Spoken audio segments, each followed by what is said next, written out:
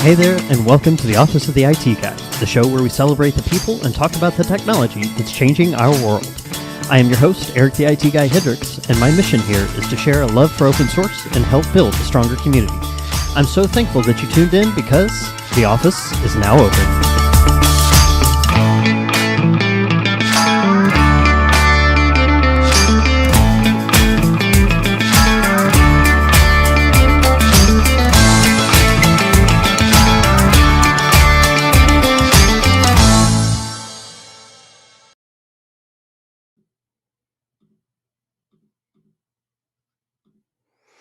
Hey there, and welcome to the Office of the IT Guy show, probably being rebranded as the IT Guy show. A little bit easier to say. As you can tell, we're still working out some of the kinks. I've been working a little bit this afternoon, setting up Restream, which is the platform we're using for our live episodes. But few kinks to work out, but never fear, I am a professional, or at least that's what they tell me to say. Anyway, I'm your host, Eric the IT Guy Hendricks, and I'm really excited to be kicking off with the new brand, with the new show, all the things. So right off the top of the hour, I'd like to thank FreeHive for the intro bumper, for the graphics, and not to mention for the helpful videos that they recorded to kind of help walk me through how to use everything. Of course, you sysadmins, you all understand this. Do not ever make any changes to your production environment the day of a big thing. So that translates into podcasting. Don't make changes when they say, hey, we've got a shiny new studio interface you can use. Don't make that change 2 hours before a show and then walk off to do other work things. Anyway, welcome. Thank you all for joining me and for helping promote the new content. You know, new channel, new branding, new look, but same content, same desire to teach and to learn and to share. So what are we talking about today? One of the things that I learned as a systems administrator early on was that you can't just go to your boss and say, "Hey, I want this new tool because it's shiny and I think it'll be fun to play with." That doesn't fly very well. So one thing I didn't really learn as a systems administrator is how do you promote that? Um, how do you identify maybe a new tool that would actually help your environment? How do you promote that? How do you basically present that as an option to your manager in such a way that makes sense? And a lot of times that includes dollars, or hours of investment for a team, or a lot of cultural shifts. So there's a lot that's involved in that. And most recently, I was at an event here in Kansas City. I even picked up my shirt today. DevOpsDays Kansas City 2024 was in downtown KC, and so actually, the next few episodes, I've got interviews both live and pre-recorded from that event, where I'm interviewing and having conversations with some of my fellow speakers that were there. I was very thankful to be invited as a media sponsor, and so the IT Guy show got a moment in the spotlight. While I was there, I met an individual who one of his whose talk was about ROI, return on investment. And he and I got talking in the green room later on about how that kind of applies in a couple of different ways. That could be ROI on your career, that could be ROI on like traditional business ROI. So he was very kind to agree to sit down and have a chat with me today. So as long as I don't break the interface, let me bring in JT Perry, my guest for today. And there you are. Hey, it worked. Hello. Gotta love it when things work. Pleasure to be here, and thanks for having me on. It's fun to be one of the early ones on the new channel and see everything you're doing over here. Good stuff. Well, you realize if things don't work out with the new channel, I can just blame you, right? Absolutely. Right? Perfect. VMware, Tanzu, Red Hat, right? Dogs and cats get together, right? All the fun stuff. What could possibly go wrong? So All good. JT, why don't you take a moment, introduce yourself, and who are you? What do you do? And what's something you do for fun? Absolutely. Again, thanks for having me. JT Perry, current day job is a Tanzu Executive Value Advisor, which is a really fancy name for those in the industry. If you're familiar with like field CIO, field CTO, it's kind of a version of that. Very much focused on the Tanzu modern application stack within VMware and Broadcom, but really helping organizations especially at the leadership level, kind of take on this transformation. How do we move to legacy to more cloud native development, leveraging tools that we all talk about, right? Insert buzzwords here, Kubernetes, Cloud Foundry, all those kind of things. But I spend a lot of time on the how and the why and things like that. Uh, been in the industry in a variety of roles for over 20 years. This is my first time on kind of the vendor side. Previous to this, I was CIO at Primera Blue Cross. More in yay fancy title, but probably more interesting there was leading business transformation. So both kind of a hybrid business and technology role, doing things like launching doctors' practices, which talk about sysadmins doing stuff as a developer and sysadmin in my background. Probably had no business doing that, but that was a lot of fun. Um, Led a data transformation, a data hub strategies, some other things back there. And previous to that, several roles in kind of the technology, M&A, and transformation space as well. Geez, you asked, what do I do for fun? I live on a 20-acre farm Oh, south nice. of Seattle. So chickens now, we're doing the work to bring in goats and probably cows, and I don't know if we'll get all of that this year, but we're headed in that direction. Like every IT project, it's over budget, behind schedule, all those good fun stuff. And then also super heavily involved in FIRST Robotics, which is probably a whole nother podcast to talk about it at some point. But very involved in opening up STEM opportunities to kids of various backgrounds and things like that. Yeah, that we were kind of discussing some of your interests in preparation for today's episode, and you just kind of offhand mentioned robotics. I was like, wait, what? Yeah, Except I already put you down for this episode, so definitely have to bring you back to talk about robotics. absolutely. Um, but so let's dive into this. Like I mentioned in the pre-show, ROI, generating a proposal, those things were not ever something that was really taught as a systems administrator. Um, the main thing I learned in 15 years as a sysadmin was that I had no business being a sysadmin. That what I do today is much more applicable to my skill set. But that aside, I did learn a lot, and I did spend a lot of years as a systems administrator. And it never failed that we, I would manage anywhere from a few dozen to hundreds, if not a few thousand servers at any given time. And of course, the ratio of servers to sysadmins was always low. So trying to figure out how do you get the tools that you need or the tools you think you need and get them introduced into your environment. Was this something that kind of led to your was that a problem you saw in your career that kind of led to your current position? Yeah, I can't say it led directly to my current position, but throughout my career, a lot of, hey, I need to justify why we're going to, right, as maybe an individual contributor or a frontline manager, why we need this tool, like why should we do this, but also not just like spending dollars as in writing it. I need the company to write a check so I can have this thing, this widget, whether it's hardware or software, but also this is how I want to spend my time. How do I justify upstream that, look, leadership, I know you have 100 things you want to do. I'm going to go do this, and why you should let me, and why, frankly, you should reward me for going and doing this. So it's not only a hard dollars off the road, but how do I justify my time and focus? Hmm.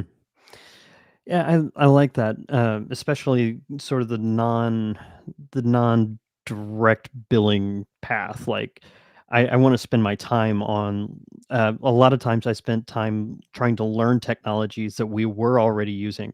Um, one of the mantras I feel like I lived by as a sysadmin was that every environment is a production environment, Yeah. because dev could never be down because you never knew what developers were working on. You didn't know what schema changes the DBAs might be playing with at the time. So unfortunately, every environment was a production environment. So having to request additional compute or I guess I should share my anecdote that kind of inspired the topic was just the fact that very early on, gosh, this was back when Puppet was new, and really looked into, I think it was Puppet Enterprise at the time, just kind of their orchestration piece around all of their automation, and going, we can you imagine? We could just click a few buttons and these tasks that are now exist in a Google Doc. Well, I'm sure they weren't Google Docs at the time. They were probably on a shared drive somewhere on a Windows share.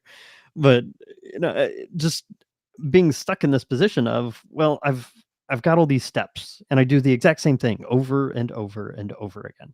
And it's copy paste, copy paste, copy paste.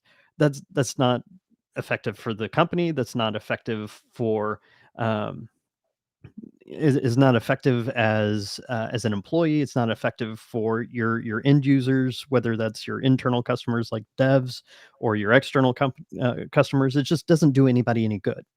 So one of the things that I really struggled with was, like in that example, I want this tool. It'll make such a big difference. We can automate so much of the mundane, but then just going in and I think I made this joke before we went live, was that just showing up and going, I want this tool. Can you go buy it for me? Was met with like crickets and a lot of blank stares. Like, that's not how this works. Yeah, and like if I'm gonna buy this thing as a leader, how do what am I gonna get out of it? Right? I know what you're gonna get out of it. Or well, maybe I don't know what you're gonna get out of it. So you have to tell me what you're gonna get out of it. What am I gonna get out of it? And how do I know that you've thought of at least as reasonably as possible? Nothing is ever perfect, right? Well, we'll get into this, but ROIs are educated guesses at best, right?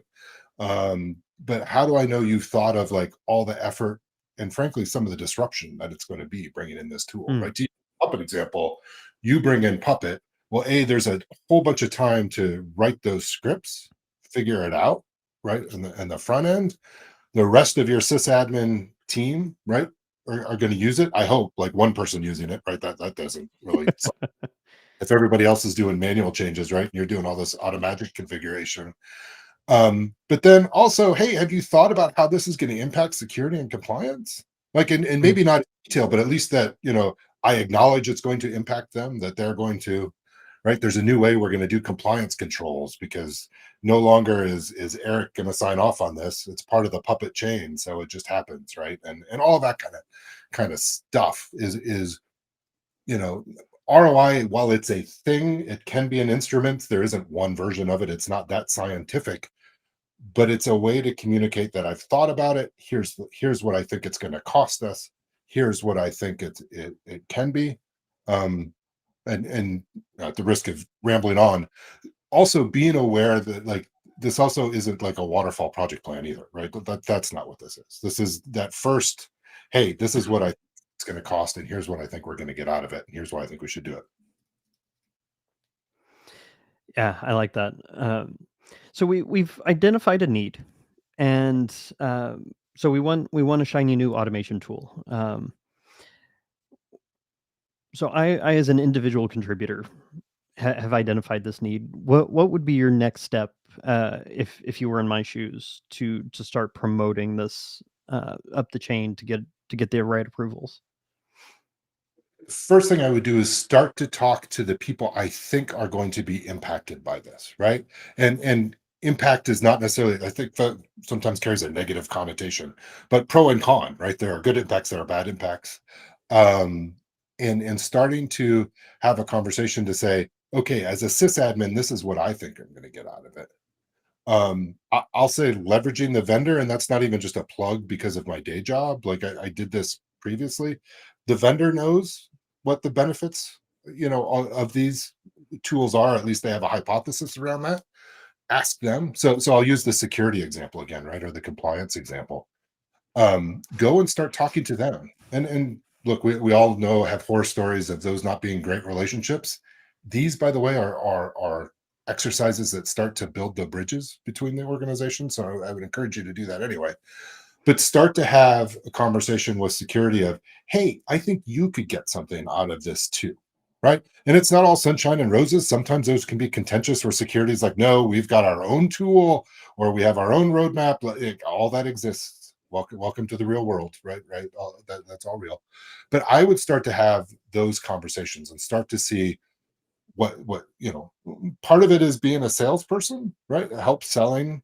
I want Puppet security. This is what I think you can get out of it. Do you think you can get out of it? Finding that person that will, help maybe pick up that message, talking to dev, talking to the other folks that may be involved. Right today, we've got SRE and all these other things. Right, but um, start to have that conversation with no stakes. Right, you're not at this point. You're just trying to get folks to come to the table, and really what you offer them up is, hey, let's come to a table and start to talk, the dreaded meeting, right? But let's have a meeting with all of us in a room where we can start to say, if we were going to do this, what we'd get out of it, and what do we think it's going to cost us. I mean, what do we think that effort is? Big round numbers. No, nobody's making a commitment. We'll put a pin in that word, and we need to come back to that, but Right. start to have that conversation. A- and I talked about this a lot in Kansas City, and hopefully it came across. That's some of the most important work you can do. Again, we're talking for a fairly large, like enterprise level investment, right? If you're Mhm. talking, "Hey, I want to go on this little exercise," well, of course, then you don't need to go as broad or as high, right, to get approval and that kind of thing. But if you're talking about an enterprise wide tool, as a leader, right, if I'm in that CIO position and I'm going to approve this, one of the first things I want to know is, everybody around my table, are you in on it? Right? Mhm. Has the CISO even heard of this? Right? I don't care if the CISO, if they know an in-depth amount about it, but have they at least heard about this? Because that's at least a signal that their team's been engaged. That's going to be a big, big red flag for me as a leader. If they're like, what? What is this? Right? If it's a CIO level approval and the people around my table haven't heard about it, Right. that's it. So So we have identified a need. We've got a shiny new automation tool, and I'm sure nowadays it's filled with all kinds of AI juicy goodness in the middle, as you almost choke on your drink. what? And we've started to build our request. We've talked to a lot of the stakeholders, and not even so much. You haven't even mentioned dollar signs yet, which I think is very important to share. Is how is this going to affect our ability to do business? Um, the Iron Sysadmin in chat mentions that when automation clobbers manual changes, and then people are confused because they weren't involved in that process early enough, that now we have all these automation tool managed configuration files. You go in, make a change, and it comes back 24 hours later and changes it back. And so you get all the right people around the table. I could see a lot of this give and take type conversation where, hey, we're going to get to the point where it's not going to take sysadmins 3 days to take a VM template, update it because no one's touched the template in 6 months, to update it, run all the security scans, get the approvals from security, get it back, set up all the developer work tools, and send it over to the development team. No, instead, we're going to use the Shiny automation tool, and we're going to speed up that process. So instead of 3 days, it's going to take 3 hours. But here's the catch: the catch is that it's going to take us 6 months to get all the scripts in place, or to get the tool up to speed. So during that time, new requests may be slower. Yeah, for sure. And I think, you know, also starting in that time, right? And if you're an IC new to an organization, this may not be obvious. So this is where leadership helps, right? Your specific leadership, but also talking to your peers and talking to the other organizations, dev, security, et cetera. But talking about how this, like going from, I forget what your example was, 3 weeks to 3 hours, whatever. I'm not sure those are the exact numbers you used, but how does that help drive the overall business outcomes, right? What is the business? Are you an insurance company? Are you a hospital? Sorry to use healthcare, that's my background. Are you Red Hat? Are you a software company, a startup? What how does getting to 3 hours help, right? If I'm a health insurance company, well, that means in open enrollment, as I identify a hot need, I can get something Definitely. out into production quicker, right? And to use that. Well, what does that mean, right? Aligning those things to those business objectives are really important, right? We want to increase our compliance in the high trust security framework. Right now we're level X and we want to go to level Y, or whatever that case may be. Well, this tool can help with that, right? And as a sysadmin, right? Well, I always care about the business objectives, but if I can identify a business objective like that high trust, well, that helps bring over my security friends, right, Hmm. to table and stuff like that. Um, the more dollars that are involved and the more investment, meaning time and effort that it's going to take, the higher up you have to align to company objectives, right?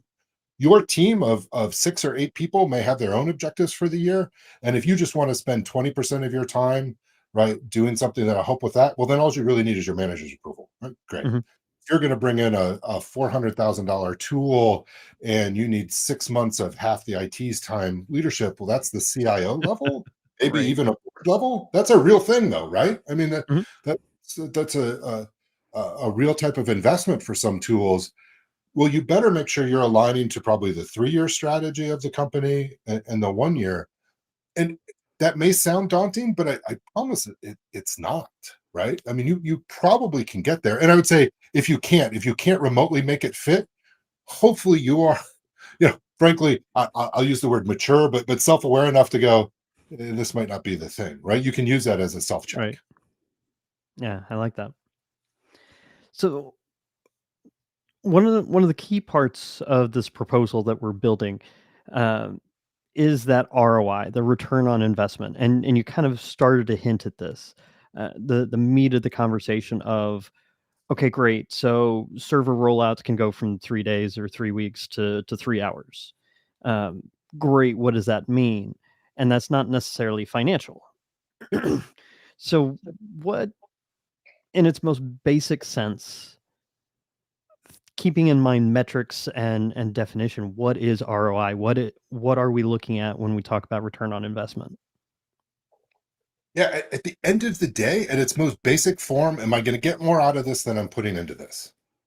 Right? That can be, am I going to get more sales if that's the kind of customer I am? Am I going to lower expenses? Right? To use your previous example, how much did it take me in salary to deploy a VM in 3 weeks? How much does it take me to do it in 3 hours? Like that's a material difference to the bottom line.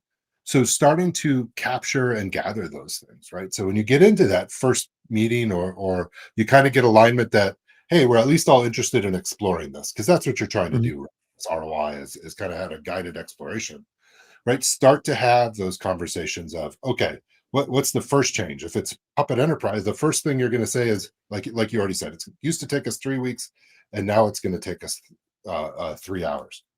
Okay, what's the average salary of an operator, right? And that sometimes could be a loaded conversation. I admit, I would all your friends in HR and say, look, for budget, or again, ask your leader, right? What number do you use for budgetary purposes, right? Every year, everybody does an annual budget, and then there's a big round number they use for a developer, for an operator, for a security person, insert title here.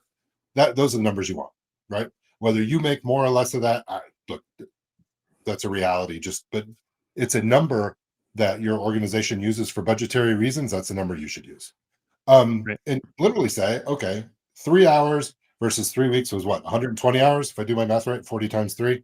Um, you know, take that hourly salary and times three. There you go. There's one benefit you can come up with, right? Times how many times a year do you do this? Right?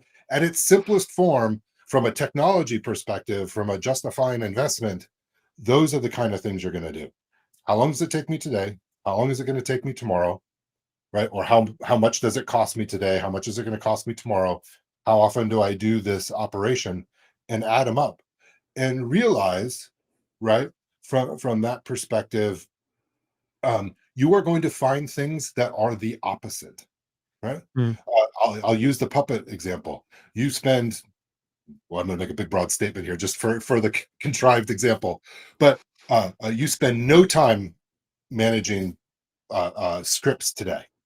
Well, guess what? Tomorrow you're going to manage a good chunk of time in scripts, right? But if that's, you know 4 hours as opposed to, you saved 100 hours and you're going to spend another 10 hours. I don't know, right? Horrible math on the fly here, but still, Should but we should have a whiteboard on the show. yeah, you have to lean in from an integrity and a credibility perspective to the stuff that goes up as well as the stuff that goes down, right? Again, if I was making the decision and you brought me an ROI, right? Whether it's a PowerPoint, an Excel spreadsheet, whatever. Don't over engineer this, but you only show me the good, and there's absolutely no bad. There's absolutely no downsides. I'm going to call BS pretty quick, right? From that, it's true. I've seen it. I have seen it more times than I want to share. Right? This Oh, can I don't outcome. doubt it. Okay. Um, you know. So at the end of the day, that's so okay. I'm going to bring in Puppet Enterprise. Are there any tools I can get out of my organization? Mm, Right? From that perspective, that's a licensing cost. Okay. Uh, Doing this right back to the old days of virtualization and now Kubernetes and containers, but can I get more density on a hardware? mm, Right. I can save hardware. Th- those are the types of things to bring in. There's some warning signs around that I would talk about is, if, as you're the one that's leading it, right? Um, Boy, I got to go on a tangent for a minute. I'll ask everybody to bear with me without getting too geeky in accounting. But there's hard costs and soft, right? A hard cost is like dollars out the door, right? Your salary that they pay you is a hard cost. Um, and then there's soft costs, which is okay. We just talked about accounting for 120 hours of time versus 3 weeks of time, right? If I or 3 hours of time, if I'm going to save that 117 hours, if I'm not going to lay anybody off, and we hope we don't, we know layoffs happen, that's a thing. But if I'm not going to lay anybody off, that's a soft cost because as the CFO, the amount I pay in salary every 2 weeks didn't change, right. No, nobody left, and so you have to be really aware of that and aware of in the ROI what are you signing up for. And so I bring right. that up to say, okay, here's Eric saying I want to bring in Puppet. You have to make sure you are on the very same page with your peers that are helping you build this ROI, that you did all this kind of politic and work, frankly, to get them to the table. And you're going to sign up collectively for this return, right? We want Puppet Enterprise because we can save 117 hours per VM deploy. We're going to do that 100 times a year, right? That's a lot of money. And I think that's a hard cost. Well, you just signed up not only your team, but those peers to remove the cost from the organization, right? Right. And in unhealthy environments, you can tell security to give up, 5 bodies. I wouldn't do it, but you could, right? From that perspective.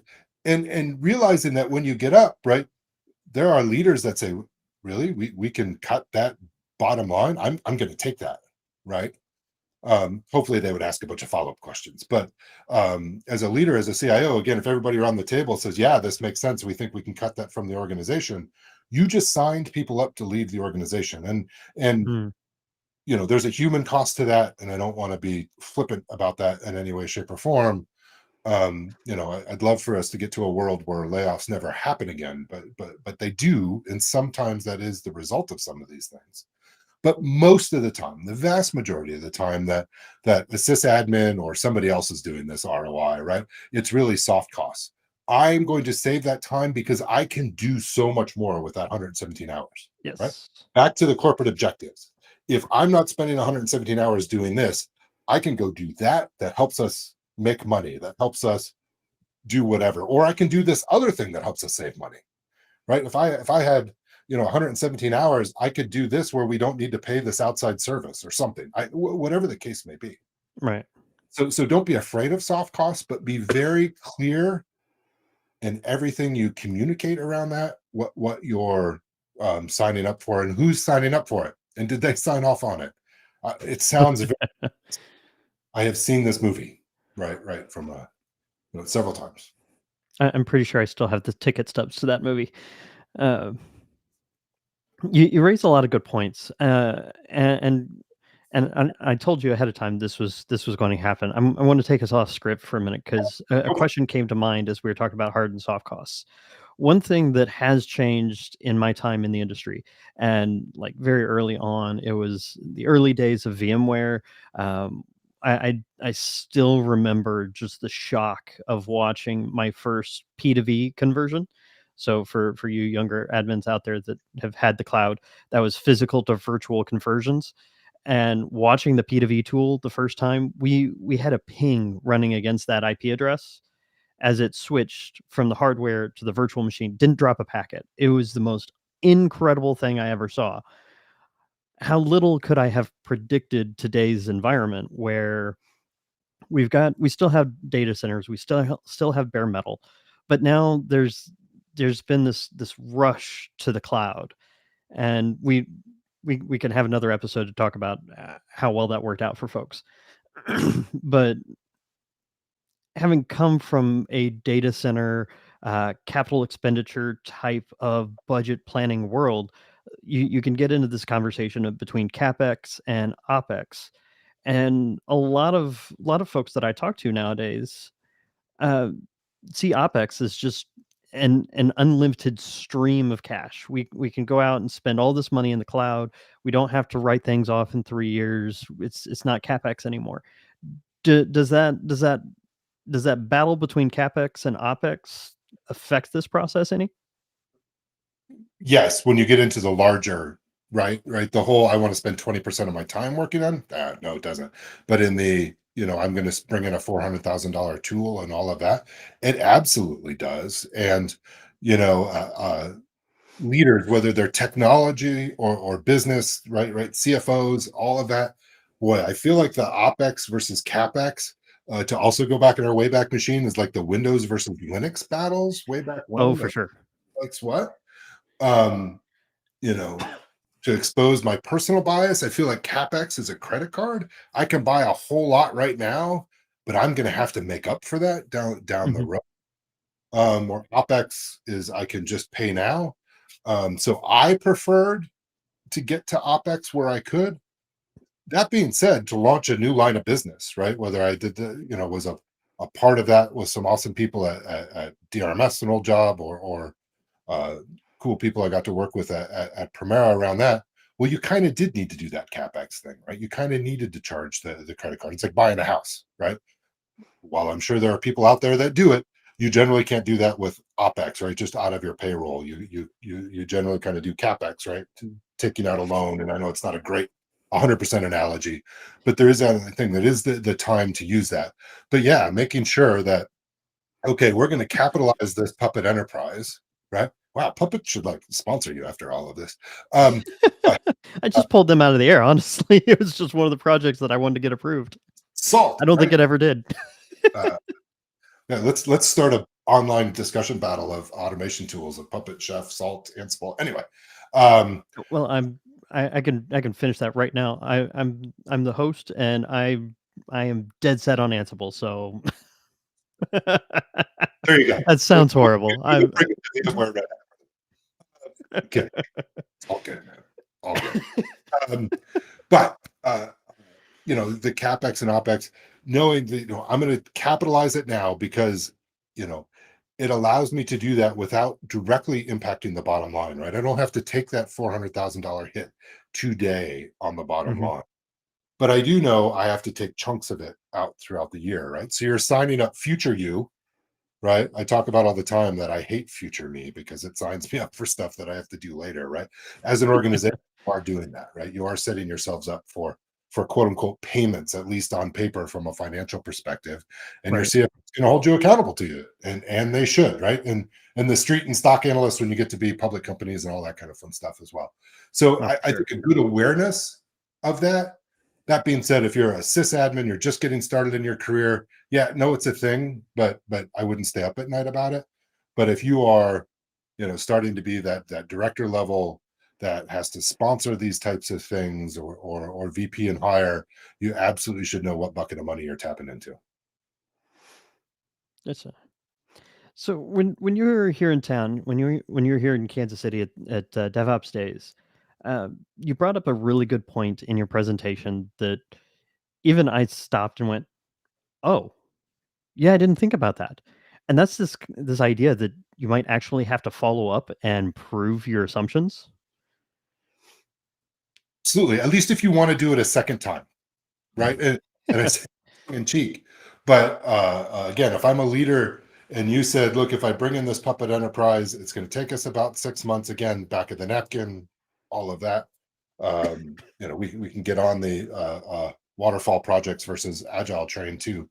Um, kind of conversation, right? You can overanalyze this up front, right? You Right. can turn a nuclear research project, but you do at the end have to be able to say, yes, we did this, right? And I- back to being an IC, and I want to spend 20% of my time. I'm going to spend 20% of my time, and in 2 months, I think I'll be able to do this. Well, in 2 months, your manager's going to come knock on the door, right? And say, well, hopefully you're going to the manager and saying, this is what I did, or hey, this is what I thought I would do. These things came up, this happened, and now here's my new expectations. Like that's a normal part of this conversation. You have to do that for this $400,000, I think is the number we've been using for kind of Hmm. puppet investment too, right? I think it's going to cost us $400,000. I think I'm going to save us 117 hours. I think we're going to do it 100 times a year. I think this is what I'm going to get. Well, okay, you've now got it installed, and you know, as you're actually installing it, you'll have your whatever status reporting kind of thing. But after you've got it out and you've actually used it, well, okay, we thought it was going to cost us 3 hours. It's costing us 10 hours because there's this one manual process we haven't come up with a way to automate yet. Okay, none of us thought about that, right? Or this one Right. compliance piece, and that does not mean that security is evil. Compliance is a good thing, right? I would argue there's a It's lot of just so easy to pick on in these scenarios, though. yeah, right, fair enough, but right, and like I said, we can have a bunch of enterprise scar tissue in there about some of those processes that we need to clean out, but still, like, okay, I could, on the first blush, I could only get to 10 hours. Okay, well, that turned my ROI where I thought we were going to save, right, $450,000 a year to only $350,000. That's probably okay, right? Because over 2 years, definitely, right? I mean, that would still be an Mhm. amazing, because over 2 years, you'd more than make up your investment in it. Right. Um, and for that level of scale, that makes a lot of sense. But being able to report out that you did that. So as you execute these projects, building in those metrics, right? And metrics sounds fancy, and yes, we'd love it for all to be automated, and I think in our day jobs we all push a bunch of things that help, right, measure all of that stuff and all of that. But sometimes it's, hey, you know what, team, for the next week, just for a week, I need you to record start and stop for these things, just for a week, right? Let's Right. not make it, right, we're not going to create a paperwork burden on top of it and take all our savings out there. but just kind of almost surveys, right? Mhm. Watch a push to production and see how long it took, right? I think about that in our DevOps tool sets today, right? Right. Actually randomly pick a project that use project generically, right? A release that's coming up, and kind of audit it, for lack of a better word, right? How did it go through the process? We thought it would take this and it's now taking that. Those are really, really important things to do. And not being afraid of it not working out. Now, look, um, I think I used this example, but it was real in Kansas City. We talked about replacing a core claim system at Primera, and when we were working with the Oh, yeah. consultant, and I said, "Hey, how long do you think this is going to take?" And they said, "Yeah, 1.5 CIOs." Right? Um, aren't necessarily wrong. So yeah, you can get to big project failures or big spend failures that end in that. But most of the time, you're not doing things that big. Honestly, that's not normal. That's not a thing.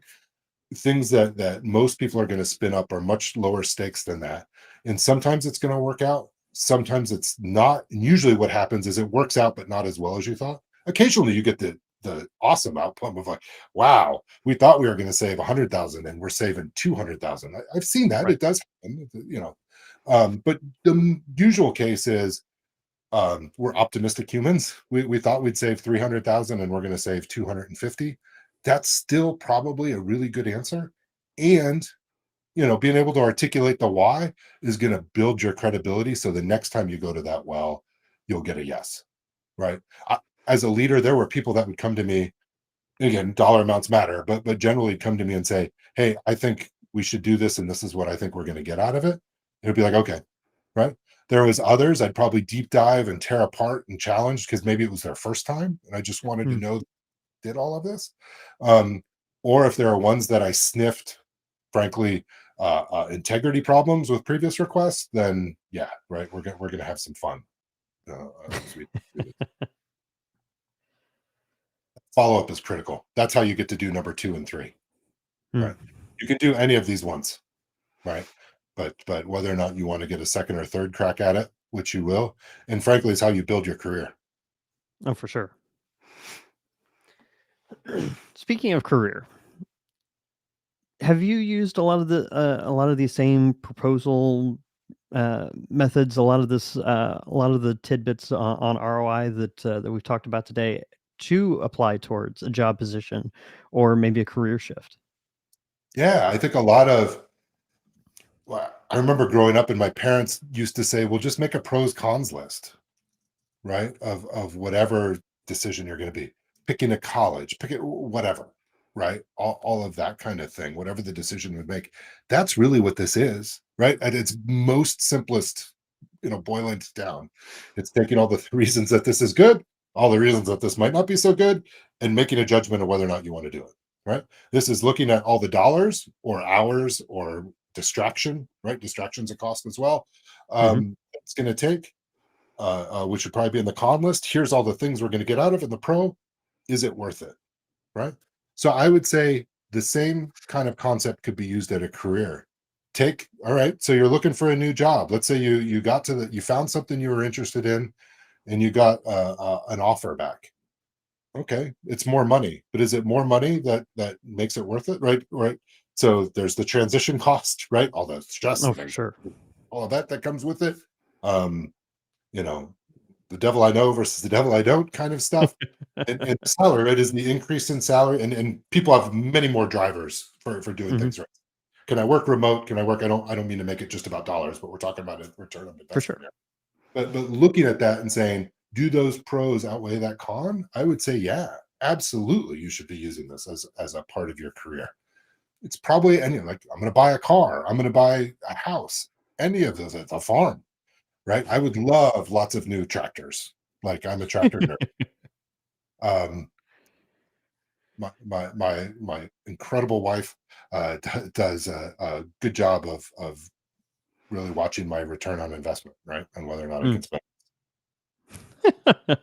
And I'm sure your marriage is one of those places where where you've wanted to follow up on your ROI so you can get that next tractor.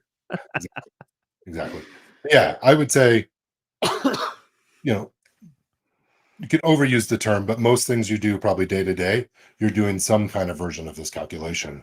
It's how Mm. much investment is how much work you're going to do is all of those kind of things. Yeah, I like that.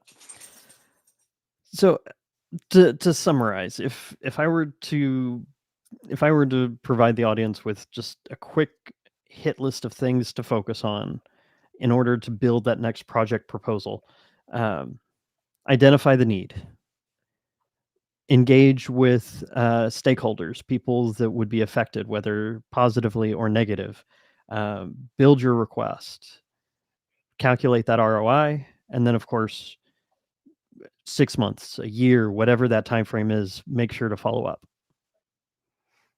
Yeah, the only thing I would add into that is to align it to the business objectives. Again, Mm, tie up of the business objectives as investment. And the last tip kind of builds off of that a little bit. Say the amount of work you need to put into this really kind of gauge to the level of investment. Again, if you're looking for 20% of your time and you're just talking to your manager, there's work, but not that much work to do. If you're talking about that $400,000 puppet enterprise, yeah, you're going to spend a month or two pulling this together, and that's part of it. well, I really appreciate your time and you stopping by to virtually to chat, and it was great getting to connect with you in Kansas City. We all sat around the speaker table and shared some jokes and some horror stories as well. Um, is there anywhere folks can hear more from JT? Yeah, I would say my own version of this online fun, a pint of scotch with two great friends, Gotham Palapa and Brian Ross, a bunch of former or current field CTOs talking about leadership and technology and all of that kind of stuff. Um, Also, LinkedIn under JT Perry, and then most other socials, Blue Sky, X, all of those kind of things Mm, as JTP. awesome. Yeah, yeah.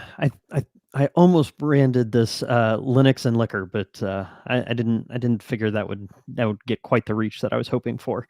But A couple people that are into scotch and somebody that's into beer, and you end up with a pint of scotch, and hopefully you don't mix the two measurements up. So we'll have to have you back at some point and talk about your interest in robotics, and I think that'd be really interesting, especially if we could get some visual aids as well. Absolutely. I would think we could probably even drag a team and bring a robot along and have a good conversation. There you go. That would be a lot of fun. Yeah.